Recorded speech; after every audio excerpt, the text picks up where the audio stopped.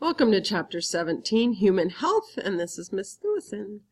We're going to go over the different categories of a lot of our health risks and our diseases and our toxins and stuff like that. So this is an overview. We'll go through a few specific diseases, but we will go through more when we get to pollution. So there's different types of risk.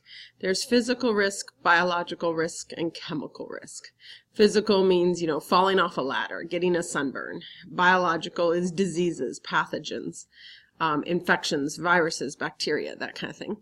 And then chemical is chemicals, pesticides, harmful chemicals we use in our house, formaldehyde, that kind of thing. So you can see here from the diagram some of our different risks and what they cause. By far, cardiovascular disease or heart disease is one of our major things. Depending on where you are in the world, infection might be a big deal as well. Okay, so biological risks. These are infectious diseases, pathogens, that's what we call them. Things like pneumonia, venereal disease, sexually transmitted diseases, HIV, the flu vaccine, those kind of things. Diseases not caused by pathogens are things like respiratory, digestive, and cancers, which are biological but not caused from a foreign body. So within biological risk, we have chronic disease. These are things that slowly hurt you over time, things like cancer or heart disease. Tobacco use will cause lung cancer eventually, kind of thing in most cases, and that kind of deal where it takes some time. Acute is when it happens very quickly, like Ebola, which will kill you in 2 weeks. Unless you happen to be here in the United States, we seem to be able to get people through it even though there is no cure. High risks of chronic disease. If you are in a low-income country, you are at higher risk for chronic disease because many of them are caused by poverty, unsafe drinking water, poor sanitation, malnutrition, those kind of things. So those do put you at risk.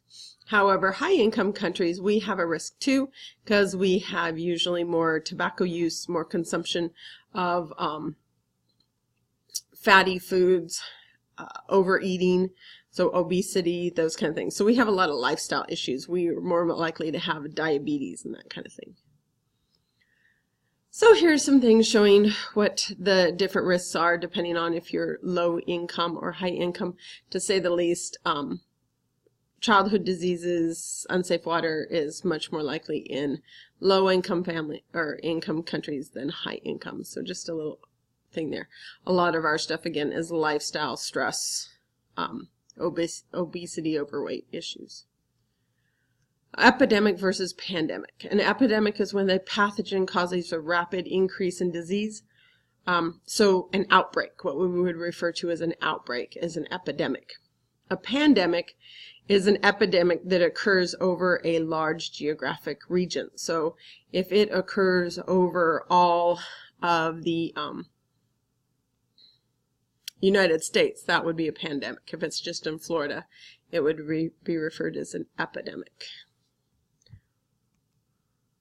Okay, so some historical diseases that you should be aware of. The plague, bubonic plague, Black Death. It caused quite a little blurb in our human population, killed quite a few people, especially in Europe.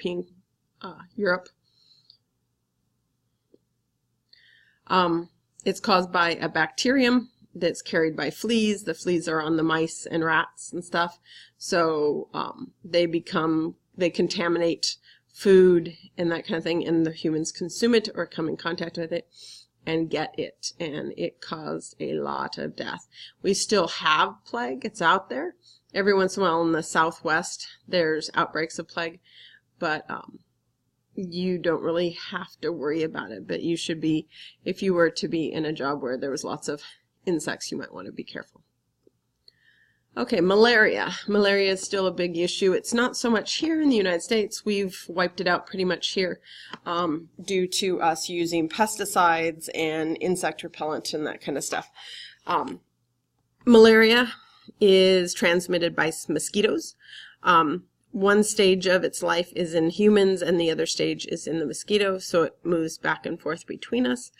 It's primarily an issue in sub-Saharan Africa, Asia, the Middle East, and Central and South America, where they don't control the, or they haven't been able to control the mosquitoes as much. Tuberculosis, also known as TB, is a highly contagious disease. It's a respiratory disease. If you get it, you're going to cough and expel the bacteria into the air. You'll cough up blood. It's pretty nasty. There's quite a bit of tuberculosis in the United States, primarily in drug use, because they kind of hole up in dwellings to use drugs. And they kind of keep everything closed to try to keep people out and not to see what they're doing. And so it spreads very rapidly amongst them. Emergent diseases. Emergent diseases are basically new diseases, new infections, new flus, new things that are coming out. HIV or AIDS is relatively new. It was pretty much, its origin was a mystery until 2006 when we figured out it was coming from chimpanzees. Basically, people who were hunting the chimpanzees would butcher them and eat the meat and get infected and pass it along to other people. You have HIV before it becomes full-blown AIDS, and until it becomes full-blown AIDS, you may not even know you carry it, and you can carry it for 20 years kind of thing, and maybe not even ever show symptoms of AIDS. Here in the United States, we have a lot of drugs that can't cure it, but you can prolong your life, so the chances of dying from HIV or AIDS is pretty low in the United States. You'll probably die due to complications because of a weakened immune system more than the HIV or AIDS themselves. Ebola, nasty disease. It's transmitted by primates, including humans. Very contagious. You basically die within 2 weeks. There's no drugs currently to cure it. And we know it doesn't start with the other primates. So like HIV and AIDS is from chimpanzees. We know that's not true of Ebola because it kills the other primates very rapidly as well. So whatever the original host animal is or critter, it's got to be something that can live with it. Otherwise, the disease would not last. It would die out very quickly. So it's something else we have not been able to figure it out. Mad cow disease. Mad cow disease is a pathogen in the nervous system of the cow. It's actually, the prions in the cow actually turn to toxic proteins that turn deadly. It can be transmitted to humans who eat meat that's contaminated by cows that are infected and pass that way. Basically, the only way to get rid of this is to kill the affected cows and get them out of the system and not do anything with them other than dispose of them. We've been so far pretty able to keep mad cow out of the United States, but it destroyed a lot of European cattle industry a while back.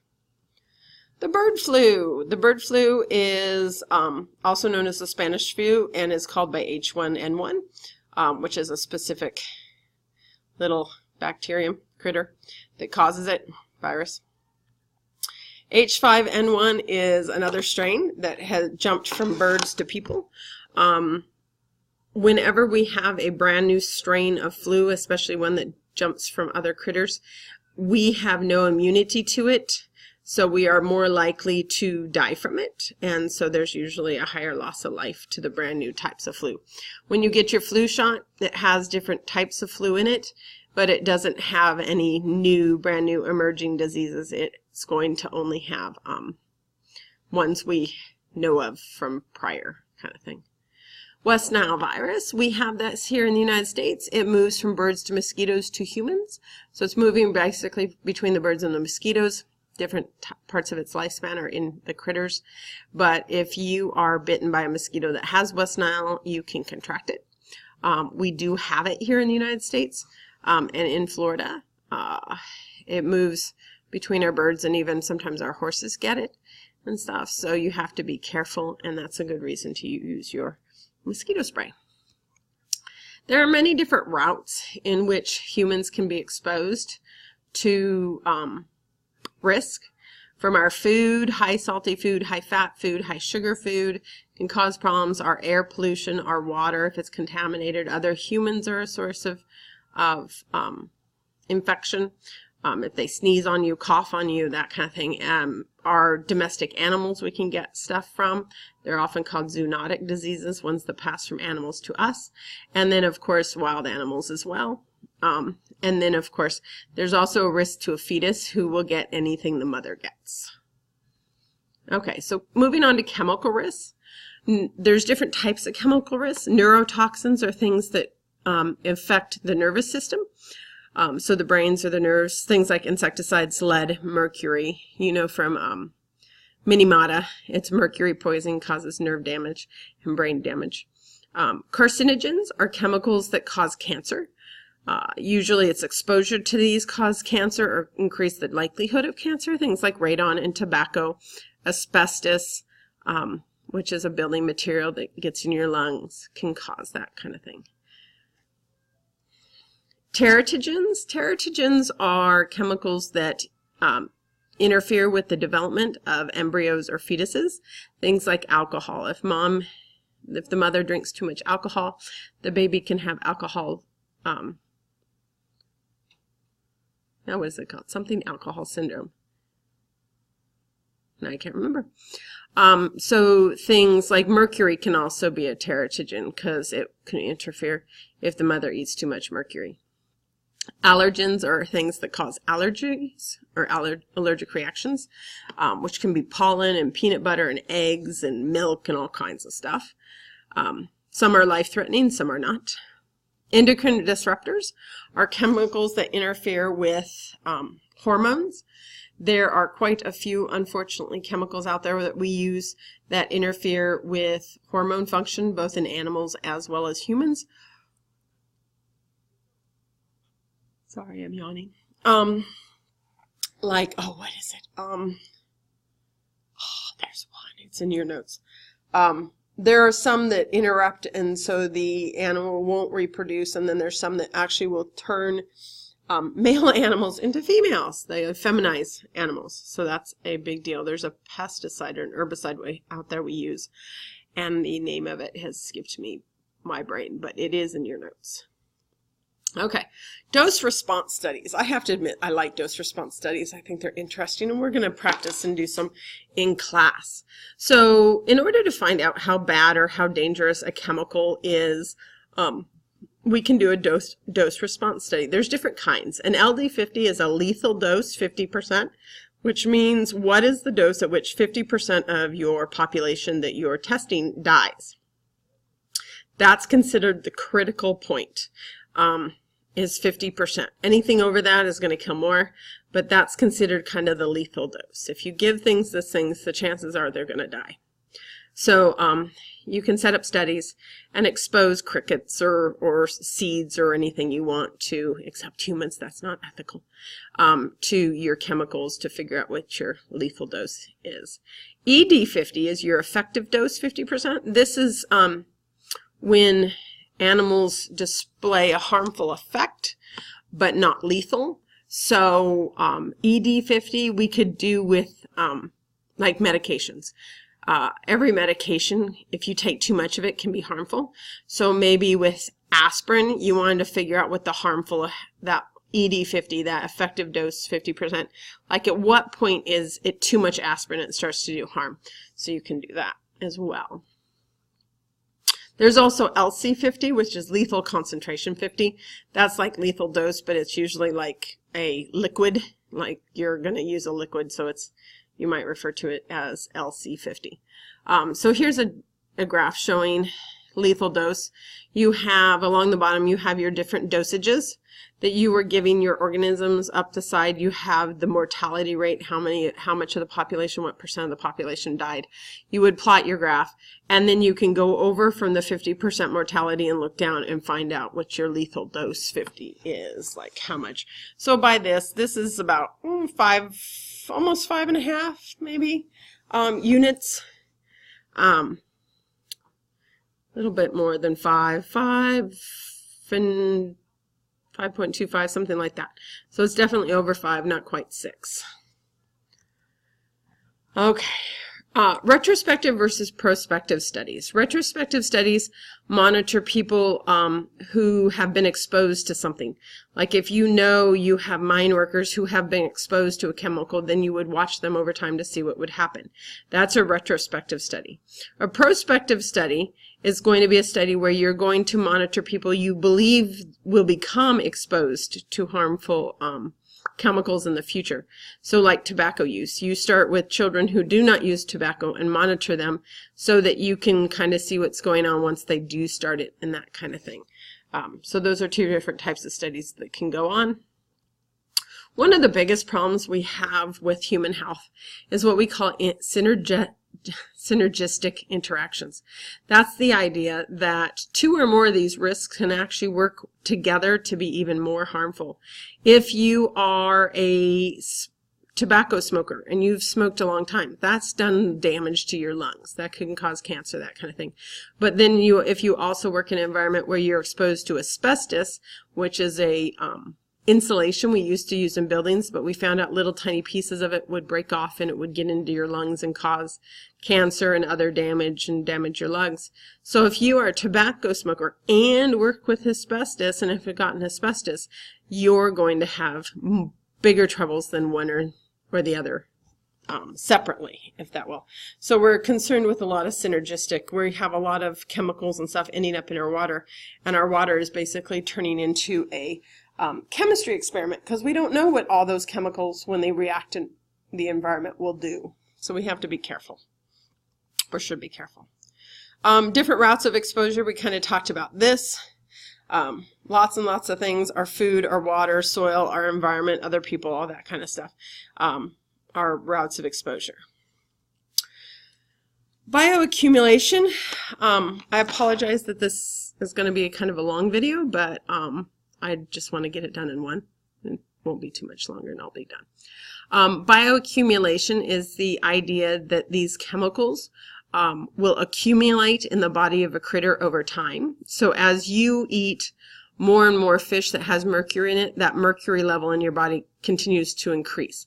So every time you have tuna, a tiny bit of mercury ends up in your system. And if you have tuna a lot, over many, many years, you're going to have a decent amount of mercury in your body. Probably still not enough to hurt you unless you eat high mercury loaded fish, which most people don't.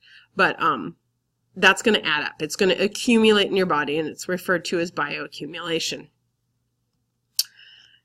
Biomagnification is the idea that as you go up the food web, the amount of the chemical, the amount of the toxin in the body is going to be more. So the plankton only have 0.04 parts per million, where the osprey is going to have 13.8 parts per million in his body, because he's eating the big fish that ate the little fish that all ate the plankton, and it all accumulates in their body, and then he eats it and it accumulates in his body. So as you go up the food chain, you have higher concentrations. That's why if you ate sardines, you would have probably a lower mercury contamination versus eating a high-end tuna, because they're just going to have more mercury in their body. Okay, so bioaccumulation versus biomagnification. Methylmercury, of course, is mercury poisoning we talk about. Actual mercury is fine for you, but it changes to methylmercury in the environment very quickly. It's taken up by bacteria and phytoplankton, moves up the food web, accumulating in the animals as it goes. Small fish eat big fish, so on and so forth, so the concentration increases in humans and larger fish. The more fat-like substance, the more likely it is to bioaccumulate in organisms such as fish. So it's just bioaccumulate is in the individual, biomagnification is in the food web or food chain. Okay. Persistence. Persistence is how long a chemical remains in the environment before it breaks down. We don't want things that are too persistent, because the longer they persist, the more damage they can do. You kind of want something that will kill whatever you're spraying and then go away. Malathion is an insecticide. It's a pretty nasty one, but its half-life is 1 day. Half-life means that in that amount of time, 50% of it is no longer dangerous. It's lost its kind of oomph, if you will. DDT is a very nasty herbicide we've used in the past. Caused huge problems with birds and all. It has a half-life of 30 years in the soil. So there's still DDT in our environment, even though we banned it, some 40 years ago. Okay, almost done. We have a few more slides. Risk assessment. We assess risk. When you go to do something, oh, nice typo on this slide. Oops, sorry. When we go to do something, we assess the risk. Do you want to jump off the roof of the house? Well, you're going to assess that risk before you do it. Have you done it before? How hard is the substrate you're falling on or jumping to? Is it like soft grass and you're going to be okay, or is it hard cement? That kind of thing, because you don't want to get hurt. So we do risk assessments, and the government does them for us too, and other organizations such as OSHA. So there's several things we're going to look at. First is how much of that risk we're willing to tolerate. Things are labeled as whether they are high risk, low risk, very low risk, or kind of a mixed risk, depending on situations. And so they're labeled that way first. And that gives us an idea of how dangerous they are. Ooh, there is a lot of typos in this PowerPoint. Oops, need to fix it. Then we have risk management. Basically, we want to decide how we can moderate this risk. Is there anything we can do to make it less? Can we be more careful? That kind of thing. So we have a risk assessment. First, we need to identify the risk and categorize it, look at dose response, that kind of thing. Then we need to look at what level of risk is acceptable for us, and then how to manage that risk to make sure things are okay. So if you're working, a fire department is going to, they know they have a level of risk and they accept it, but they have certain guidelines to make sure that risk isn't too high. And they also know that they can help manage that risk by making sure all their firefighters have their proper equipment. Those are that kind of thing. So making sure that everything is okay as much as possible and that we reduce risk. So here's some ideas of how risky things are. Lightning is not very risky unless you live in Florida, and then it's a little bit more because we get quite a bit of lightning. But really, our major risk is heart disease, yet I don't see many of us giving up that hamburger because we're afraid of heart disease in our old age. So perceived risk versus actual risk is kind of interesting. We try to qualify risk, quantify and qualitatively look at risk. Qualitative is your judgment. How risky is it? How risky is it to drive to school in the morning? How risky is it to ride your bike? That kind of thing. Many times our perceived risk is not the same as actual. We don't perceive riding a bike or being on a ladder very risky, but in fact they are very risky activities. Cleaning your bathroom is actually a very risky activity. Lots of people get hurt cleaning the bathroom because they're like bent over the bathtub and they end up falling. But we don't perceive it as that way because we do it a lot and we haven't gotten hurt, so you don't think about it. Okay, quantitative risk is when you actually put numbers to it. How risky is something? And that's the probability of being exposed to the hazard or risk, and the probability times the probability of being harmed by it. That will give you the actual risk of it. And we might do a risk lab. It would be kind of fun. Stockholm Convention was or is a agreement between 127 European nations to basically manage 12 chemicals. They ban them, phase them out, or are reducing them in order to reduce the risk. So things like DDT, PCBs, and some other chemicals, they have all tried to either eliminate them completely or phase them out so they're not being used as often or not being contaminated in the environment to better help things out. And I'm really sorry that this is a really long video. It's almost 25 minutes, but we are done with chapter 17. We'll talk about things in class. Let me know if you have any questions. Have a nice evening. See you tomorrow in class. Bye.